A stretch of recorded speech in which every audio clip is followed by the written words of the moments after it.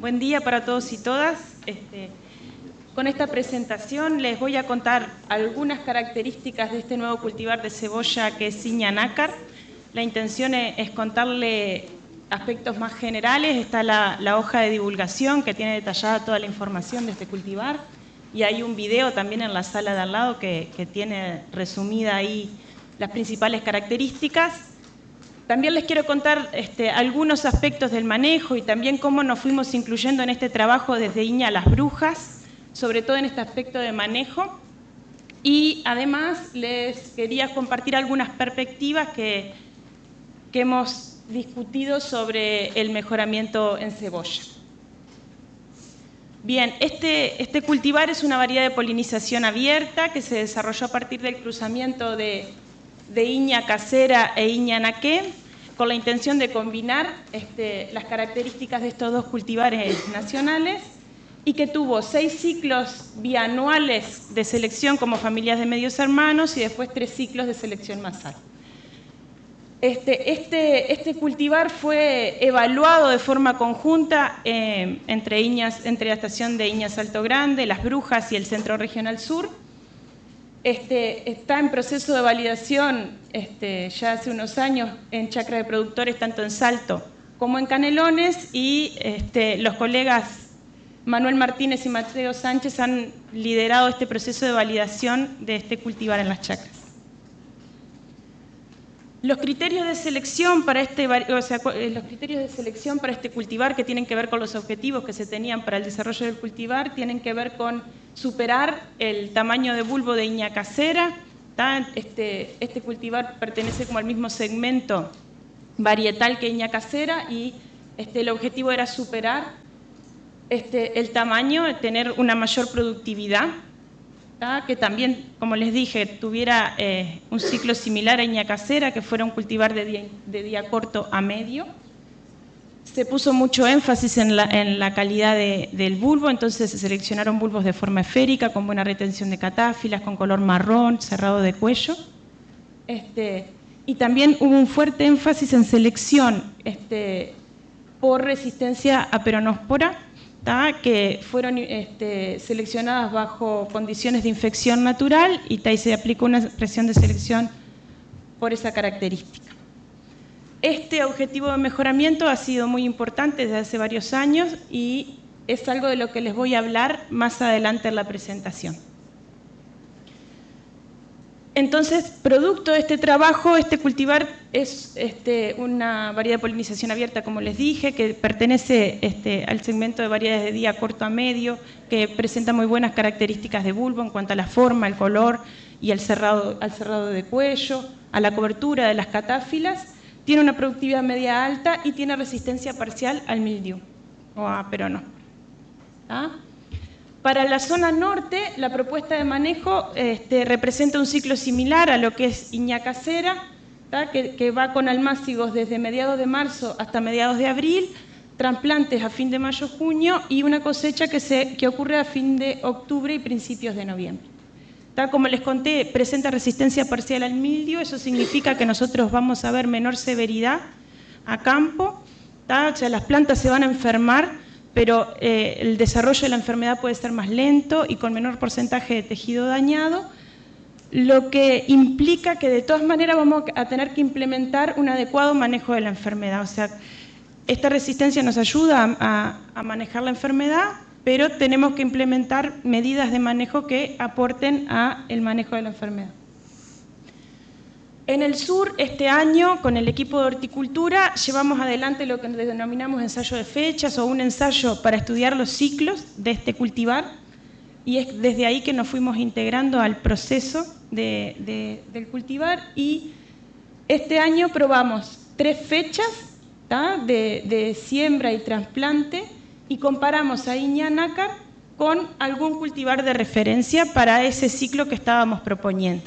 Entonces, probamos en fecha 1 un almácigo de mediados de marzo. Yo acá les pongo la fecha en que efectivamente realizamos el ensayo, pero lo pensamos como una primera fecha que fuera mediados de marzo y un trasplante principios de julio. Para una segunda fecha que el almácigo se realizara a principios de abril y trasplante mediados de julio, y una tercera fecha en que el almácigo lo hiciéramos a mediados de abril y el trasplante fuera a fin de julio.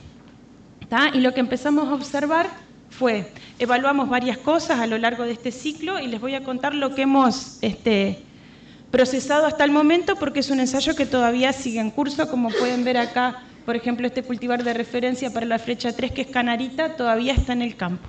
¿Tá? Entonces les estoy mostrando las cosas que hemos procesado hasta el momento. Lo primero que vimos fue que hubo un solo momento de cosecha. Nosotros, cuando ocurrió el vuelco, ¿tá? Cuando llegamos al 50% de vuelco, definimos el momento de cosecha. ¿Tá? Es una variedad que vimos que una vez que empieza a volcar, el vuelco es muy rápido y rápidamente vuelca toda la parcela, y para ninguna de las fechas tuvimos momentos diferentes de cosecha. ¿Tá? Entonces, las otras cosas que medimos, y acá les traigo dos variables que para nosotros son importantes de medir. Esto es una medición de principios de octubre. Nosotros medimos el índice de área foliar y el índice de bulbificación para todas las fechas y todos los materiales que estábamos estudiando, y lo que observamos en términos generales es que a medida que fuimos atrasando la fecha de siembra para nácar y también a medida que los cultivares son más tarde, para este momento en particular tenemos menos índice de área foliar. Y para principios de octubre tenemos ahí cristalina, que era el cultivar referencia para fecha 1, que fue el único que había iniciado el proceso de bulbificación.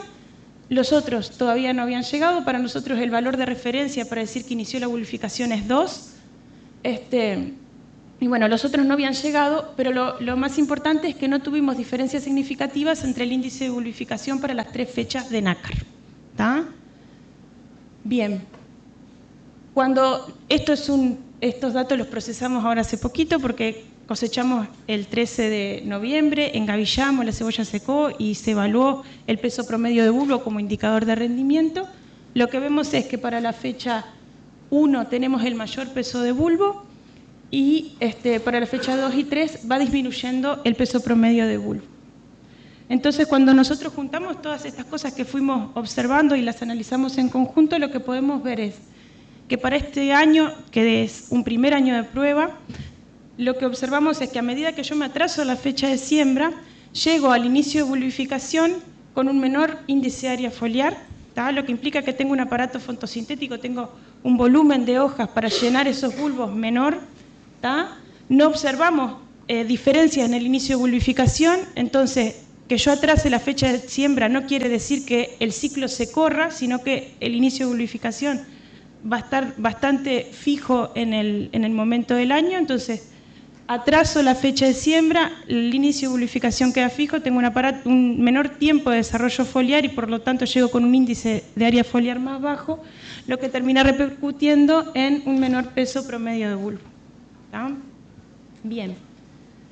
¿Cuáles son las perspectivas o las propuestas que venimos pensando para la zona sur respecto a este trabajo?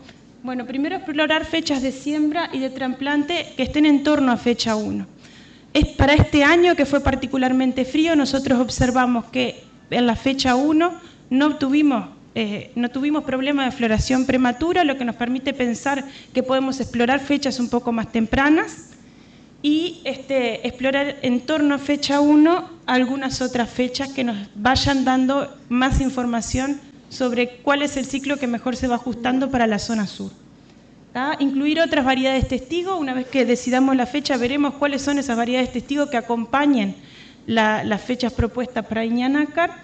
Y bueno, y también explorar cuál es el potencial de rendimiento en la zona sur. Bien, en cuanto al mejoramiento por resistencia al mildiu, Iña nácar incorpora resistencia parcial al mildiu y por lo tanto es producto de este objetivo de mejoramiento que ya tiene bastante tiempo y es, como les contaba, un material que incorpora resistencia pero que exige todavía que hagamos manejo de la enfermedad. ¿Tá? Y entonces les quería contar un poco cuáles son las perspectivas y por qué es importante este objetivo de mejoramiento. El mildiu o la peronóspora es una enfermedad foliar importante en el cultivo de cebolla.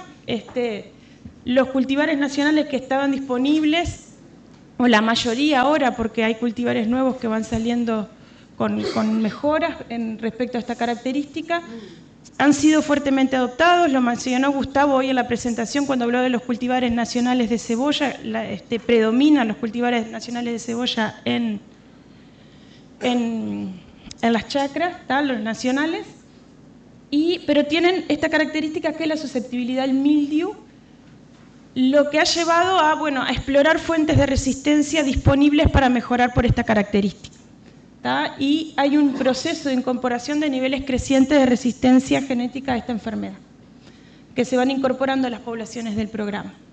Entonces, dentro de lo que se ha explorado, se han explotado diferentes fuentes de resistencia.